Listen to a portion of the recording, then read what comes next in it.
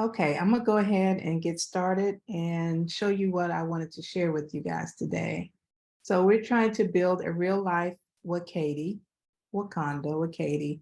I know we may have to change that name because it could be skewed, looked at as being, one race over another, but it's not. It's a culture, not a color. So if you're down with our culture, then you're down with us. It's cool. Got that from my EXP people. Okay, so the problem is finding a community in West Katy that's affordable and future-proof, affordable and functional homes that have the potential to generate income, not enough community pioneers, safe spaces for everyone with the same mindset for community development, not enough healthy food options. There's not enough affordable housing either, so that's kind of in there, but there's a whole lot that there's a problem with why we wanted to do this community. Our solution: develop a neighborhood of homes built from prefabricated or 3D printed material, barndominiums, shipping containers, and tiny homes. Offer affordable housing with an emphasis on community living. Properties are also fitted with solar and batteries that create and store energy, thus a community that also serves as a virtual power plant, or VPP. Value appreciation built into the foundation of the physical space. Built-in incubator for the children and grandchildren of the property owners. We want this land to continue to be given to our children and grandchildren. We'll do that through trust, and we'll educate them not to sell it. Or if they do sell it, they sell it back to the community so that it kind of stays within a close-knit group of people. We can kind of take care of them. Maybe they don't need to sell it. If they need something, they need some money, that's what the community will be there for, to help them out. And then we're going to educate on real estate and community development, as well as all the trades, so everything is self-sustaining. But educate on everything that has to do with the house. So our vision is for a getaway for the members and the owners. We'll have an internal banking system. We're going to use trust, can do some land banking, and private reserve, community, resort style amenities. We're going to have a spa, yoga studio, beauty shop, pool, ATV riding, golf course, camping, and an agricultural development from the roots kind of vibe. We're going to have some hemp farming, grow some grapes, we'll make wine. You can also make wine with other kind of fruits, peach wine, and be a place for fishing. Have organic fruits and vegetables, have a couple of cows, a couple of chickens, a couple of sheep, and a couple of horses, and make it agricultural exempt as well.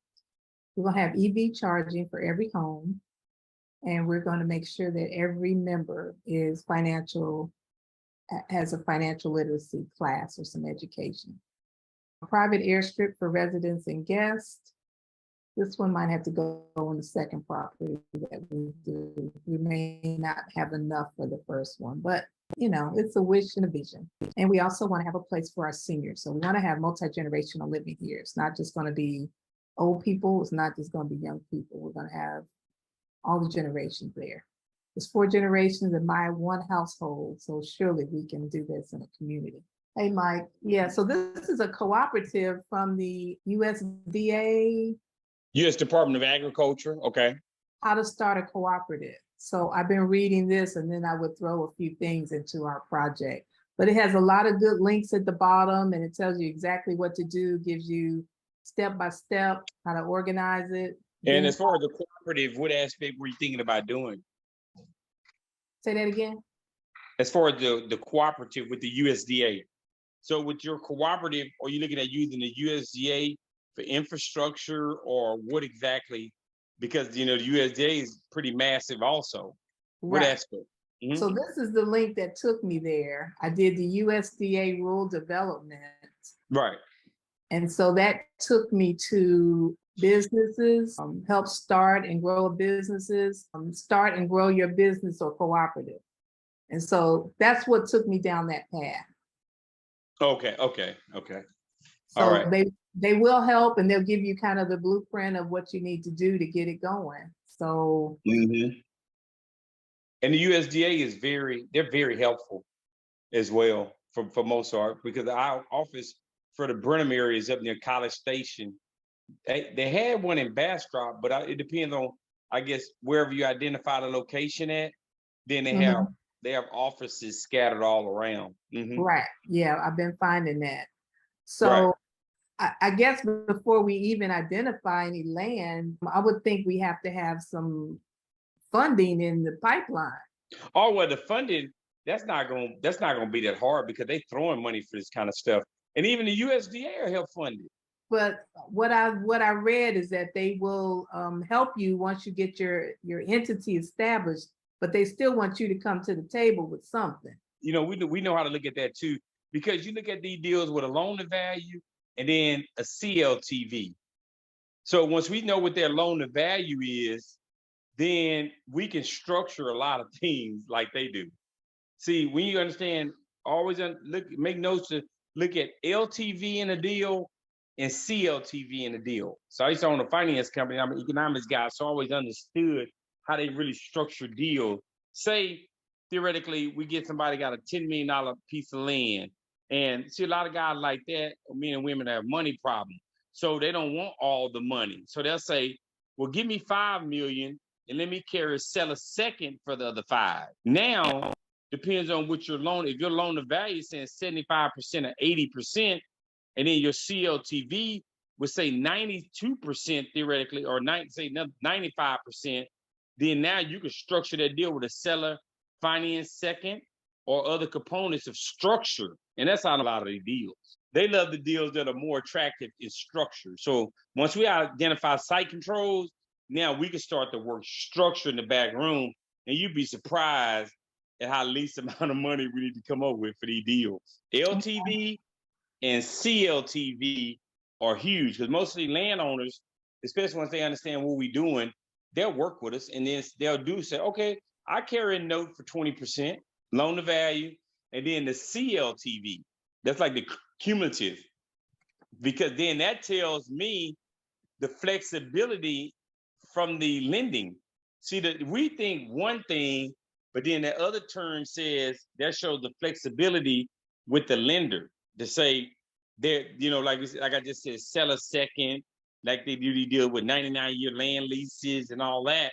They got certain lenders that are attracted to those deals because they got the flexibility. Because you got bridge, mezzanine, gap financing out here. You got EB5, opportunity zone, this, that. There's so many different ways of financing stuff is unreal. Right. And it's the art of structuring a deal. Right. So that's the biggest key, is understanding what they're doing. Okay. Now, are you naming this project yet, or are you waiting to name it? I'm waiting to name it. Okay. Yeah, I want to find something that's I guess not as ethnic as Wakati. Right. Right. That still would be my little Wakati, but I can change that later on, and maybe my little part can be Wakati, but I'm gonna name it something different. I don't know what yet. No, I'm just thinking of like when you almost look like a joint venture's name, a project is named, if it's Ocean View or monumental venture, what is the name? So we can start to eventually start to brand it as well. Right. So be thinking on that level too. Because that's just a name for the project. They didn't have to do anything in correlation with like what you're gonna name the subdivision or whatever, because as Right. you see with projects, you can have multiple subdivisions, schools, hospitals, uh, dental offices, gas station, apartments. So each track, as you see, if you move, like if you drive down the Beltway or through neighborhoods like yours, you just see it's really kind of mimics itself. So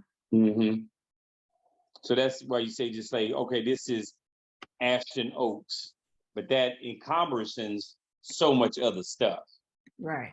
That way you can start thinking on that level, like, okay, what's the name of this project? Okay. That's premature, but that's stuff that you can already be thinking on. Okay, so anything else you can think no, of? that's pretty much it. I'll review this. I'll let you quick finish making your video and send it over to us whenever you get done. And like I say, we're up the road on another 95%. All as far as all of the different experts we need, we got them. All the experts we need, we got them. We got them. Okay. We got them. Everything from engineers, topography, soil report guys. I've did a lot of business with a lot of these guys. So I just kind of sit there and start looking at everything. I'm like, hey, we got everybody, you know? Yeah, you know more people than I know that do that. Yeah, just a different side of the fence. So I we've know already, some people that do concrete. They live out in Waller, and they're black. Well, they're not a black company, but he works with the company. So Sago okay. Concrete. I don't know if you've heard. No, Rago Concrete. No, I nailed it. Them give me the information. I make it send them some business. Because the one black owned that I knew, he sold a while back. So I don't know no black owned concrete companies no more. Well, like I said, he doesn't own it, but he works for them, and he's he's Right. black. So Yeah. We can send it some business. Rago Concrete. Okay. Okay. How's your son's business going? Oh, everything's going great. They blowing and going. They know what time it is. Like I Yeah. tell them, sink or swim. So he keeps him about 10 or more projects or whatever going. He does well. Yeah, I might be sending him some his way too. But you said send them to you though, right? Yeah, I always take a look at everything first. Okay. Yes, ma'am. So whatever you need, just let me know and we'll take it and run it up. Okay. Okay. All right, enjoy the rest of your evening. If you need me, let me know. I'm available. Thanks. We'll do. Okay, you're welcome. Okay, bye-bye. Bye.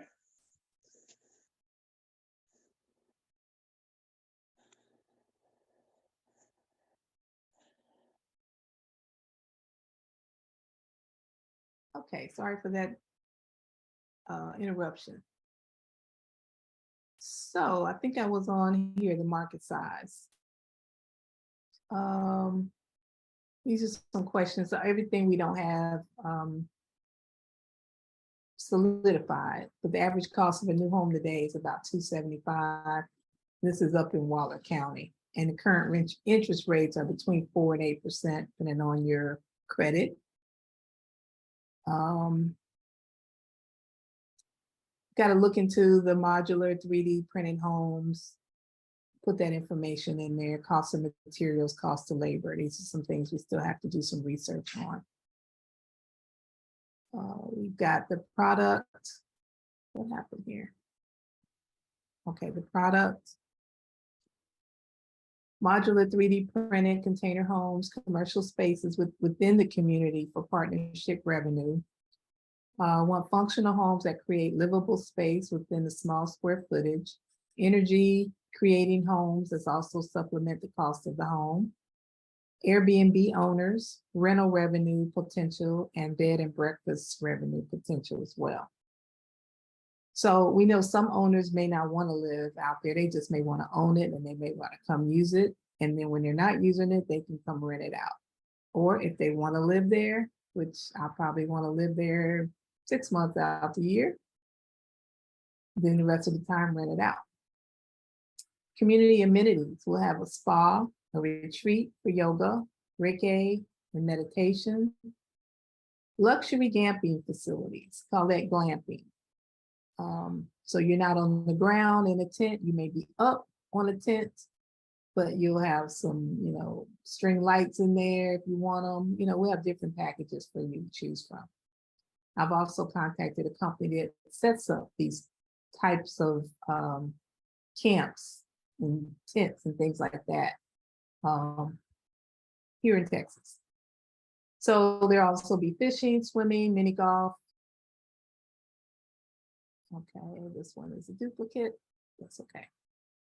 Business model. We want to use shareholders and have some owners and investors. So we have to look at the Airbnb margins, the camping, the boxable home, the barndominium, shipping container, 3D printed homes. Of course, permitting, financing, building, monetizing. Competition. There is co-housing Houston, which they are at low risk because they're doing things, let's say different, but different. They're not in the rural area where we're trying to be. So they're low risk, and there's all apartments. Glamping sites, I found a few, one in Magnolia, one in Montgomery, one at Lake Houston. So when my hubby gets here, I'm gonna book us a glamping weekend retreat, get him on board with this. He's not feeling it right now, but he thinks it's gonna be a commune. So cooperatives, there was a study at the University of Wisconsin Center for Cooperatives, found that there's more than 29,000 cooperatives of all types in the United States. These cooperatives have 350.8 million members. Many people belong to more than one cooperative. And then the assets of $3.1 trillion and revenue of 514.6 billion. And I got that from the site that I'm about to show you, which is USDA.gov. So that's a lot of money. Yeah, we've been sleeping on this. So the team that I've identified so far is myself and Sheila Westmoreland, co-founder and visionary as well. Levesta Burnley, Andre Crossley, Kirkland Crossley. Gonna put Mike Adams on here. Just put him as an advisor. He may not want to be on the board, but he is definitely an advisor. And financials to be determined. That's the big, where we're gonna get this money from. But Mike has a lot of advice on how we can get it, and we're gonna go with this guidance. And our next steps are to establish a business entity for the founders, conduct feasibility studies, develop business plans, do our leadership and operational improvement training and slategic planning. Those are long-term ones. So we're going to be holding an exploratory meeting of the potential members / co-owners, and then form a steering committee. So if this is something that you want to be a part of or think you might want to be a part of it, please let me know. So where I got this information from, I went to USDA Rural Development, US Department of Agriculture, scroll down here to start or grow your business or cooperative, and pulled up this document here, which gives you the sequence of events in cooperative development. So one, you determine the need, hold this exploratory meeting, select the steering committee. So this is kind of where we are in this process right here. So we have a long way to go. We can't do this by ourselves. A lot of questions we still have answered. How much will the initiation investment be? Will it be investment capital, equity capital?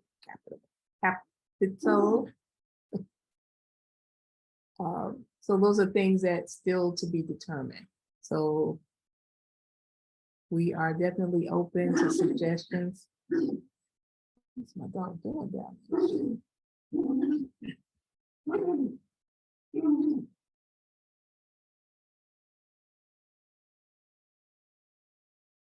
Okay.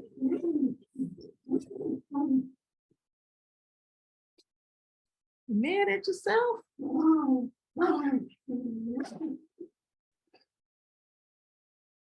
Really?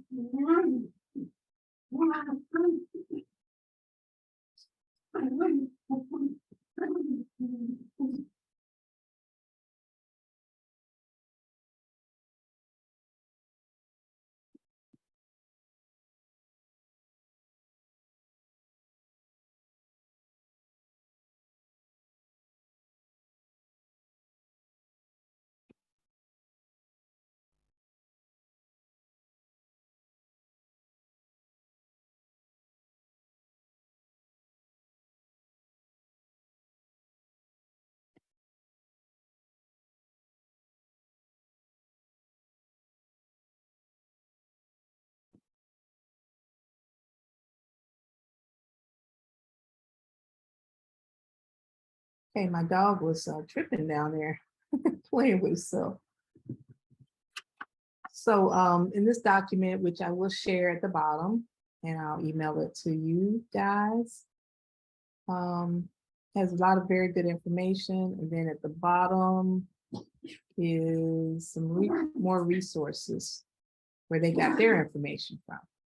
So I haven't had a chance to look at all these.